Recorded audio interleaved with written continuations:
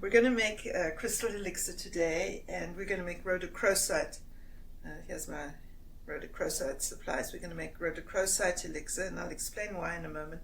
As you know, I usually make Kunzite Elixir. I'm obsessed with Kunzite Elixir because if I combine the Kunzite with black tourmaline and an Isis quartz crystal, it's a wonderful antidepressant. And Kunzite is very strengthening for the heart on every layer, from physical to all the way to the crown chakra. So from root to crown chakra, Kunzite is very, very strengthening for the heart. And that's why I'm somewhat obsessed with Kunzite Elixir. But there's another heart stone that makes a brilliant elixir, and that is Rhodochrosite. And so the big magic with Rhodochrosite is it's also a heart stone. As you can see, it's pink. It comes from a lot of different places. This is a Russian material, this Rhodochrosite. This I got from a Peruvian dealer. This is from an Argentinian dealer. This is also Argentinian Rhodochrosite. All different shades. It's different, and because look, this is so much more pink. This is almost red, and also you get this banding, but there's no banding in this one. And then this is my original first piece of Rhodochrosite I ever got from Mr. Beckman. He had this crystal selection he was selling downtown. He lives in over the Rhine, and he tried to make an egg and failed miserably. But the stone is a huge success because it's got that special patch there and everything. And I just feel it. It's really nice. Yeah. And if you feel this sphere in comparison, and you just hold it in your hand, you can feel that they're different, even though they're both Rhodochrosite. They're the same material, but you can feel that they're different. And then if you feel this. So each of these stones has its own personality that it's going to contribute to the elixir. But you only need one piece. Nice. Yeah. Beautiful. Actually, you can see that these are from the same locality. As you hold them, the vibrational frequency, they're resonating with each other because they're in exact match. So they must come from the same location. Yeah. Yeah. I can see that. Yeah, that's really amazing. Yeah, that was cool. Okay, so the main thing is that when you make an elixir, you want to clean the stones. So let's just come over here. So to clean the stones, you want about 2 cups of water. So there's 1 cup of water in there. And here's the second cup. See, I always wanted a cooking show. So this is as close as I'm going to get, I think. Or maybe we can have Cooking with Crystals show. Yeah. Okay, and then we want about a half a teaspoon of baking soda. So it's just regular baking soda. And we'll just put that in. And I mean, you're not baking, so it's not sensitive. You just want enough. And what the baking soda does is it neutralizes the acids that we used. These are lapidated stones. That's natural, but these have all been polished. And that means that they have the polishing acids on them. And you don't want to make an elixir with those polishing acids. And you do want to clean those stones of all chemicals that have been used in their processing once they come from the mine. So then you immerse in the water, and this is to clean the stones. And do you do this every time you make an elixir? Or just... Now, once you've done this cleaning of the stones, you have cleaned them of the acids. I mean, they can't come back unless you do some more polishing, lapidating of the stones. But so you technically you only need to do this once, but you do want to clean your stones regularly, and this is a good way to do it because it cleanses them of all energies. So it's technical, it's the chemistry. You're clearing up the chemistry and making sure that the chemistry is correct on the outside of the stone, because you're making an elixir, you don't want those acids in your elixir. But you're also clearing the stone of other kinds of toxicity. And energetically, you can't tell the difference between physical toxicity and, say, the toxicity of stress. Energetically, that's just toxic. as well. It's just that one category. And so you do want to clear all of that. And if you've been using the stone on people, it may have collected dynamic from people's energy fields and so on. So you are cleansing the stone in many different ways, from physical all the way to energetic. And you just want to soak that. And I would say soak it overnight because you may as well. And it's going to really clear the stones. And I don't know if you can tell, but come and look over here. You can actually see there's like a clarity to that, isn't there? There's a vibe coming off it. Yes. I haven't done this in a while, so I'm rather taken aback. Another layer of beauty. Yes, and to see that, and often when you wet stones, you see them as more beautiful and so on. So this is if you want to make the elixir with the stones in them. So you must clean the stones like this, and you should clean your stones anyway in a method like this.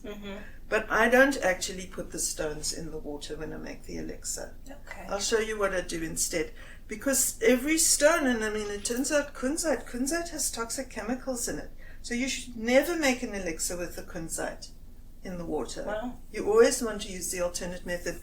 And I just kind of figured, well, every stone's got trace elements of something. I'm always going to use the alternate method. So the alternate method is my regular method. And that's what I want to show. But you still want to clean your stones, as I said, and this is how to do it. And you notice I'm not cleaning this one because they're not going to fit in that bowl. But what I will do is I will just massage it clean. As I use a different cleaning system, so kind of like we do with the proxy crystal. I'm just going to clean it that way. And if you want to just give it a little cleaning as well, it feels amazing, doesn't it? It does. It's something, and I'll tell you why. You see, Rhodochrosite has a very magical property. It restores joy to your heart, and it feels like our hearts are so burdened and so heavy at this time with the divisiveness across the world. People joining different camps, and even in families there are divisions. And Rhodochrosite has this magical property of restoring joy to the heart. And I think if we can transcend what's going on and restore joy, we would all feel a lot better. And that's why we're going to make a Rhodochrosite elixir. Okay. So then after we've done that, we can just roll it out like so. Just take these out. Just get this paper, so we would have left it overnight. We're just going to pretend we have a second set exactly the same, like they do in the cooking shows, that they pull the baked bread out of the oven and it's all done and all that kind of stuff. We'll put that there. We want it on the board. And if you can pass me the distilled water.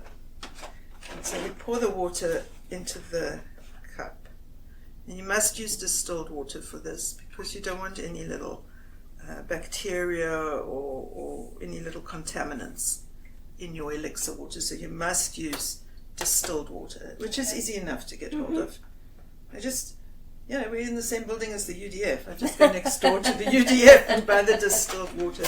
So I put it in a glass, but actually I should have rather put it in the jug because it's easier. So let's put it in the jug.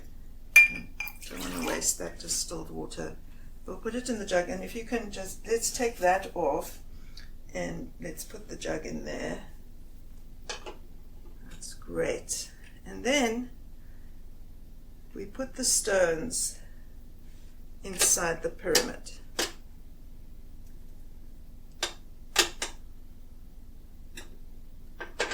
Where do you get the pretty pyramid? You have to order it online, and you got to look for a glass box, a glass pyramid box, because that's what will denote it.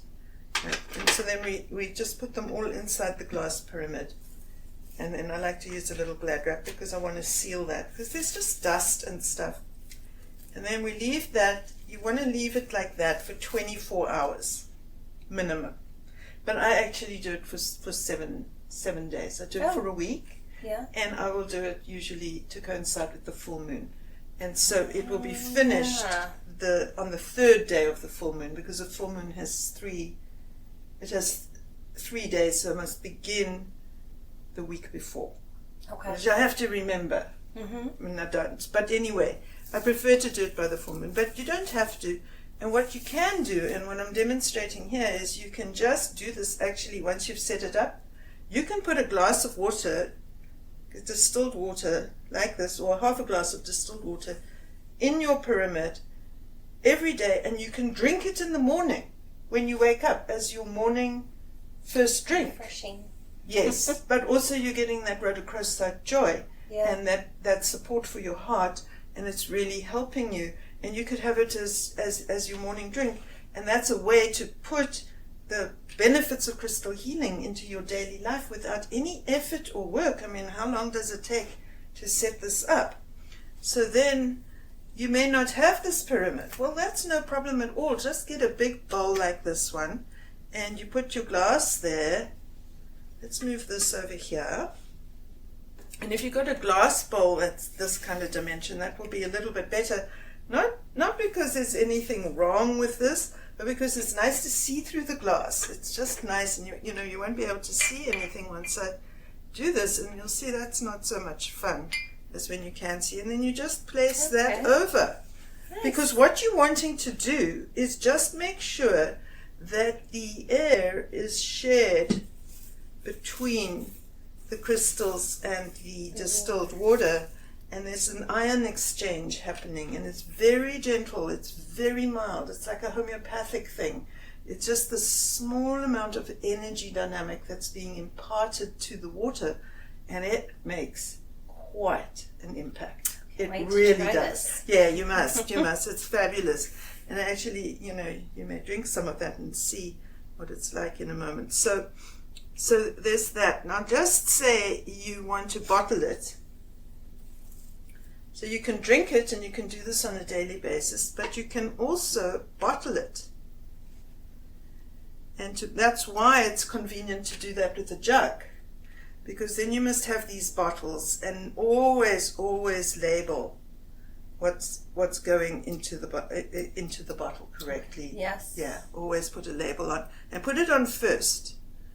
While you wash the container, you dry it, you put the label on, and then you fill.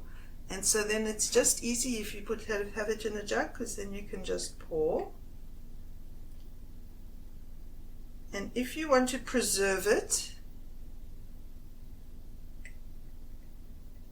just add, you go 7/8 into the jar, and then to preserve it you just add 1/8 brandy or vinegar. The vinegar is not going to taste so good as the brandy, but of course some people don't want any alcohol. So vinegar is also a preservative. I like the brandy, and never does brandy taste that good. And then you just use your dropper, and you take a dropper full and put that under your tongue, and that's how you get your elixir. If you don't want to drink it and you want to just have a little bit for every day that you've made in advance. But in the meantime, let's do this.